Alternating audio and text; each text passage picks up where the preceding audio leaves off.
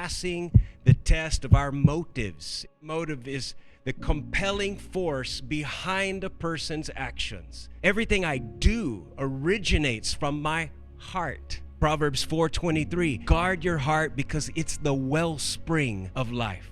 The reason I do what I do will ultimately determine what I do. Sooner or later, our motives will be tested, especially in times of crisis. 1 Corinthians 3 verse 13 says there's a big test coming on Judgment Day that will filter out things like wrong motives. This is referring to the judgment not of you, but of your works and the motives behind them. Lean in today for an honest heart motive checkup. Psalms 139, verse 23 and 24 said, search me, O God, and scan my heart's motives. Test me to see if there's anything offensive in me. We can fool ourselves.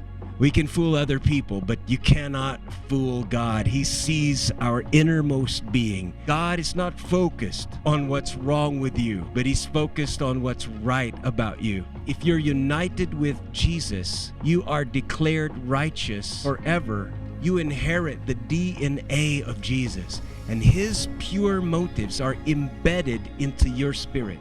My true motives will be revealed by how I show my actions.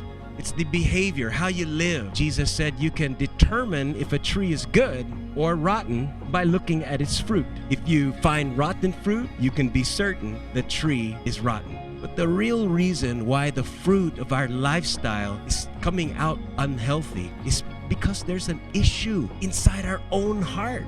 It's possible to do the right thing with the wrong motives.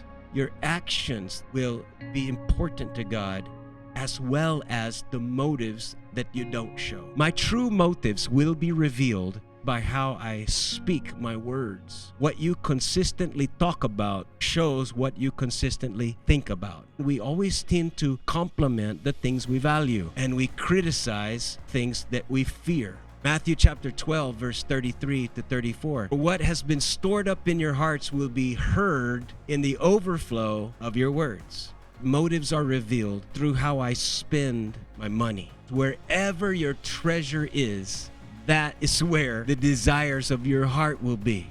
Your heart will always follow into whatever your money goes into.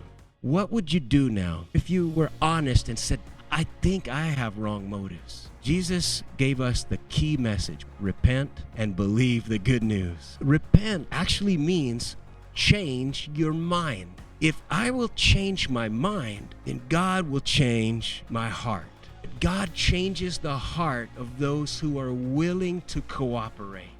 Now, the good news is this: I'm not stuck with the wrong motives. Ask God for a new heart. Ezekiel chapter 36, verse 26, I will give you a new heart with a new and right desires. I'll put a new spirit in you. I'll take out your stony heart of sin. I'll give you a new and obedient heart. No matter how bad your motives are, His motives are always pure. Pass the test of pure motives, and you will see your next level as God begins to take more and more territory in your life. He can really manage things so much better.